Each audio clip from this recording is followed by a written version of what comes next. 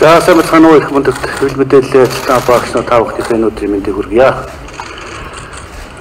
Тэгээ манай улсын эрхэм хүндэт иргэдээ та бүхэнд хандаж Монгол улсын ерөнхий сайд миний тавгүй мэдээлэл хийж байгаадаа бас хүлцэж өрчөж байна. Тэгээ 2 хоногийн өмнө бас дөнгөж төрсэн эмэгтэйг хадвар төвчөн судлалын төв рүү зөв хариуцлагагүй ажиллагаа явуулсныг та бүхэн бүгдээрээ мэдж байгаа.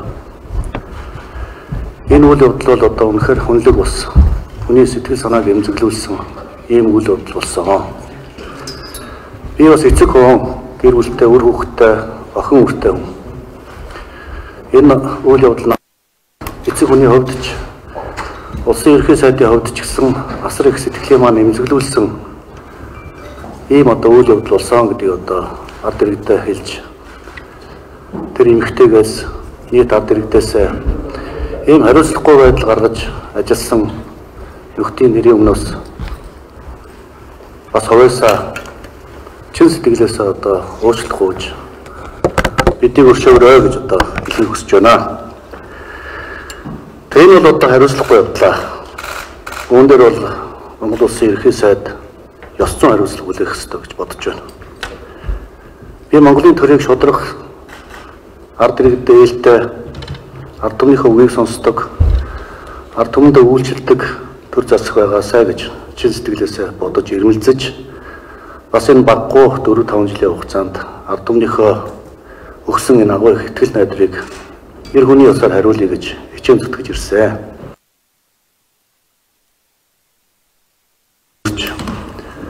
Дэлхийн нийтийг сочроод байгаа энэ цаг үед монголчууд бид нар ч гэсэн хүндхэн цаг үед ажиллаж амьдарч байна. Манай улсын түүхэнд, дэлхийн түүхэнд болон ийм хүндрэлтэй нөхцөл байдал цөөхөн өсөж ясныг та бүхэн маань мэдж байгаа. Энэ цар тахлыг бас амжилттай давж авахын тулд Монгол улсын засгийн газар, улсын онцгой комисс бүхэл боломж нөхцөлөөр бид нар дайчилж ажилласан. Бидэнд амжилт бүтээл байгаа, бас алдаа оноо байгаа.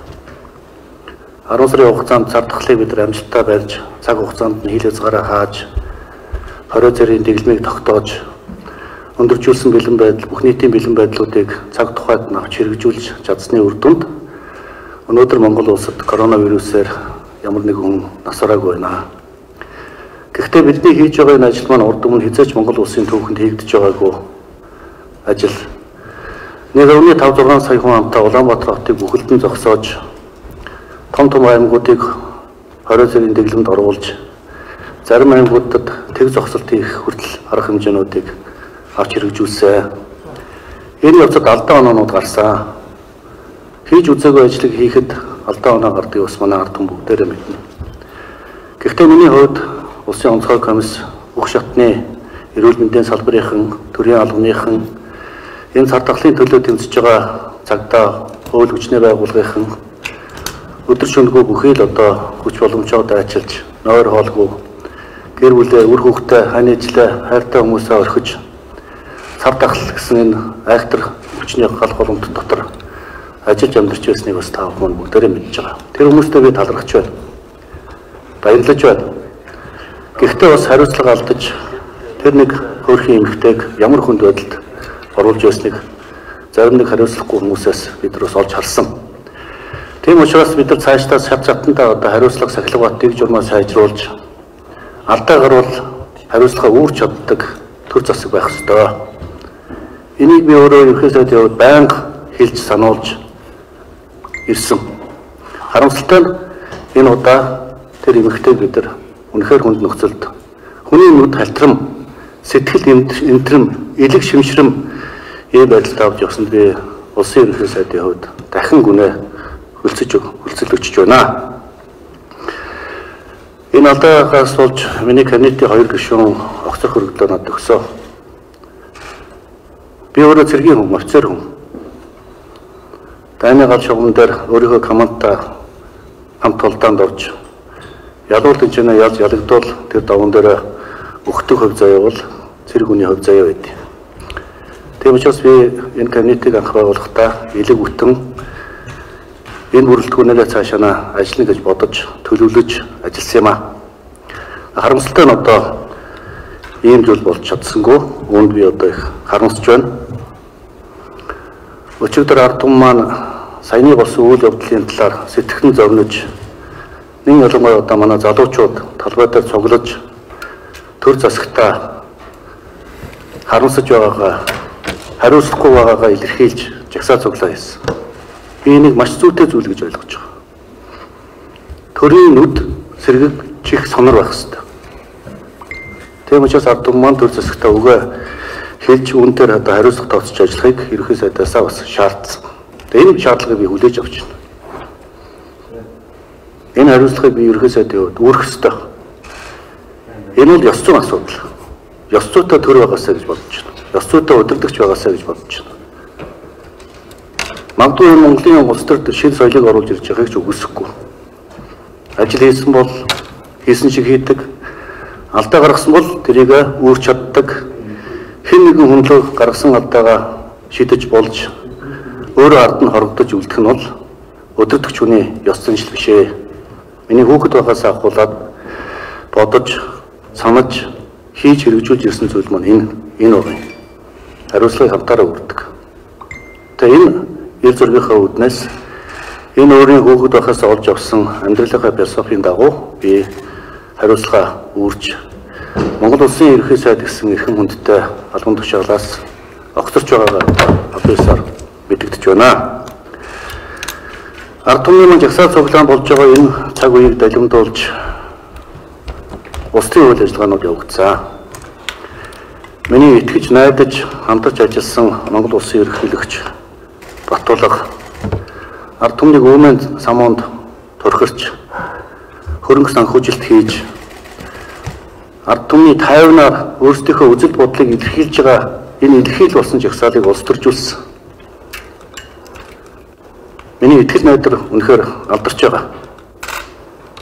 Цаашдаа ч гулам талбайн жагсаалыг зохион байгуулалтаар хийж Монгол улсын засгийн газрыг докторгүй байлгах, олон түмнийг нийтийн эмх замраагүй байдалд өдөөд хүрэх гэсэн энэ үйл ажиллагааг төлөвлөж байгааг үгүйсэхгүй гэж би бодож байна. Тийм учраас би улсынхаа их ашиг дээдэлдэг ерөнхий сайдын хувьд Монгол улсын ерөнхийлөгчдийн институт, Монгол улсын засгийн газар гэсэн энэ хоёр том төрийн институт хооронд янз бүрийн улс төрийн зөв бус харьцаа үүсгэе.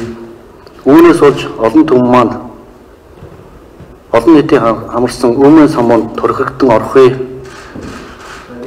Монгол хүний амь нас алдахгүй гэдгээс урдсан сэргийлж байгаа. Та өдөр 7 сарын 1-ний огт мартаагүй. Дахиж Монгол тийм үйл явдал битгий гараасаа гэж би одоо чин сэтгэлээсээ ерөнхий сайдын хувьд одоо хүсэж байна. Тийм учраас миний гаргаж байгаа энэ шийдвэр ч гэсэн үүнтэй холбоотой гэдгийг би бас хэлхийг хүсэж байгаа.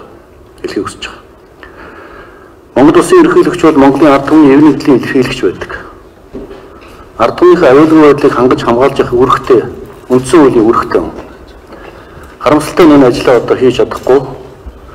Зөвхөн өөрийнхөө сонгуул руу чиглэсэн улсын акцуудыг удаа дараа хийж төрийн докторгүй байдлыг бий болгосон, улс төрийн оноо авсан, ард иргэдийн сэтгэл санааг өмөлсөн ийм мэдээллүүдийг өөрийнхөө харьяа хэвлэл мэдээллийн байгууллагуудаар дамжуулж олон удаа цацаж янз бүрийн ажил хийж байгааг бас манай хэвлэлийнхэн та бүхэн маань надаар илүүлдэггүй мэдэх байхаа гэж би бодож байна.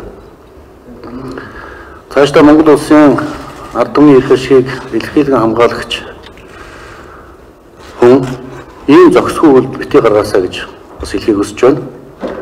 Дээр Монгол улсын үндсэн хуулийн дагуу өнөөгийн ерөнхийлөгчтэй хариуцлага тооцох ёстой гэж би эрх хөрөгч намын дагуу хөвдөж гэсэн үзэж байгаагаа бас илэрхийлье. Төр маань төвшин түмэн олон маань амгалан байх явдал бол төрийн өндөрлөгүүд гэж нэрлэгддэг үндэсний аюулгүй байдлын зөвлөлийн 3 гишүүний шууд асуудал байд юм аа. харамсалтай өнөөгийн ерөнхийлөгч маань энэ ажлаа хийж чадахгүй байна гэж би бас үзэж байгаа. Тийм учраас улс орныхоо доктортой байдал, ард түмнийхээ амгалан тайван байдлыг бодож энэ цар тахлын хүнд цаг үед янз бүрийн улсын өмнө самун гарч төр засаг хэвийн үйл ажиллагаа явуулах боломжгүй нөхцөл байдал бий үүсэхүй гэдгээс урьдчилан сэргийлж өөрөгт ажилласаа чөлөөлөгдөж байна. Монгол Улсын ерөнхий сайд бүрэн эрхийнхээ хүрээнд үйл ажиллагаагаа явуулах боломж надад алга боллоо. Би ард түмнээ боддгоо. Улс төрийн өргөн самуунаас болж улс орн маань нэг замраагүй байдал битгий хүрээсэй гэж бодож байна. Тийм учраас огторч байна. Маргааш нөгөөдрийн дотор багтаж Монгол улсын шинэ ерөнхий сайд томилогдох ёстой. Засгийн газар байгуулагдах ёстой. Цар тахлын хүнд цаг үед бид нар улс төр хийгээ сууж яддаг үе биш. Энэ нөхцөл байдлыг хурдан давж туулах ёстой. Доктортой байдлыг хангах ёстой. Цаашаа ард түмнийхээ энэ аюул цар тахлаас хамгаалах ажлыг сайдвар зохион байгуулах ёстой гэж бодож байна. Өнөөдрийн нөхцөл байдлыг харж байхад Монгол улсын хэмжээнд цар тахлын нөхцөл байдлыг харьцангуй бид нар хомсаа. Цагаан сарын дараахнаас эхлээд цар тахлын эсрэг вакцин Монгол улсад орж ирэх тухай асуудыг бид ярьж тохирсон. Энэхүү улсын ерөнхий сайд Нарендра Моди руу би албан ёсны захидлагдсан захидлын маань хариу ирснийг та бүхэнд бас би хэлжсэн. Эхний ээлжинд Монгол улсад вакцин нийлүүлэхээ бүгдийн нэгдэх улсын засгийн газар ерөнхий сайд надад мэдэгдсэн. Тэгээд олон улсын байгууллагууд байна. Дэлхийн эрүүл мэндийн байгууллага, хоёр хөрш маань бидэнд энэ цар тахлын эсрэг вакцинаа туслана гэдгийг албан ёсоор илэрхийлсэн. Энэ вакцинуудыг одоо бид татаж авч одоо иргэдэд вакцинжуулах ажил маш чухал байгаа. Тийм учраас цаашдаа шинээр байгуулагдах засгийн газрыг цаг алдалгүй хурдан байгуулж төрийн ажлыг эмх зэгцтэй, дэг журамтай, залгам чанартай явуулахыг бол туйлаас чухал байна гэдгийг эцэст нь хэлье. Ингээд надад итгэл үзүүлж миний удирж байсан намыг маань сонгуульд, ялуулд саналаа өгч ерөнхий сайдаа итгэж миний төлөө сэтгэлээ зориулж намайг дэмжиж байсан Монголынхаа нийт ард түмэнд чин сэтгэлээсээ талархаж байгаа бас би энэ завшааныг ашиглаж хэлхийг хүсэж байна. Миний би улс төрөөс явж байгаа юм бишээ. Би цаашдаа Монгол төрийнхөө төлөө урдын адил хүчин зүтгэнэ. Шудраг өсгөлийн төлөө зүтгэнэ. Шудраг шүүхтэй байхын төлөө зүтгэнэ би. Авилгалтай тэмцэх газар болон бусад хууль хүчний байгууллага нэг хүнээс хараат ус байхын төлөө зүтгэнэ. Хэн нэгэн хүн дуудаж хэн нэгэн хүнд ял өгдөг. Гин зэмгэн хүмүүсийг хууль шүүхээр шорон оронд хийдэг. Гисгэдэг. Өөрийнхөө сонгуулийн өрсөлдөгчийг намдаг улсын зорилгоор хууль хүчний байгууллагыг ашиглаж хуулийн байгууллагуудын шүүх прокурорын байгууллагуудын дарганы төвлөгтөө төрүүлж өргөдлийн авдаг. Устгчдыг айдсаар айлгадаг ийм одоо төрийн тэргүүн байж тарахгүй гэж үзэж байгаа. Тийм учраас Монгол Ардын нам манай ард түмэн энийг анхааралтай авч хариуцлага тооцож ажиллана гэдэгт бол би итгэлтэй байна. Ингээд одоо надтай 5 жил одоо хамт ажилласан их хүндэд хэвлэлийнхэнтэй их баярлалаа. Би 2017 онд ерөнхий сайдаар томилогдсон. 17, 18, 19, 20, 21 гэдэг одоо 5 жил Монгол улсынхаа ерөнхий сайд гэсэн нэр хүндтэй ажлыг хашлаа. Өөрөөс шалтгаалах бүх боломж зүйлүүдэд хийж ажилласан гэж бодож байгаа. Олон арван томоохон төсөл хөтөлбөрүүд, гацаад байсан төсөл хөтөлбөрүүд үйл ажиллагаанд орсон. Улаанбаатар хот маань утаанаас салж эхэллээ. Хийсэн ажлууд очоод олон зүйлийг ярих байх гэж бодож байна. Гэхдээ энэ бүх ажлыг хийхэд, хэрэгжүүлэхэд надад дэмжлэг үзүүлж байсан нийт ард түмэндээ, улсын их хурл, парламенттай, хэвлэл мэдээллийн хамт олон та бүхэндээ чин сэтгэлээсээ талархаж байгаагаа илэрхийлье. Монголд төрийн хөлмий батар шуултгаа. Баярлалаа. Монгол улсын төлөө зүтгэе. Баярлалаа. Нийсэнээс хэвлэлийн төрийн байгууллагын байнгын ороор орох ёстой. Цаг нь оройтчод байгаа. Та бүхэн дараа нь хэлээ.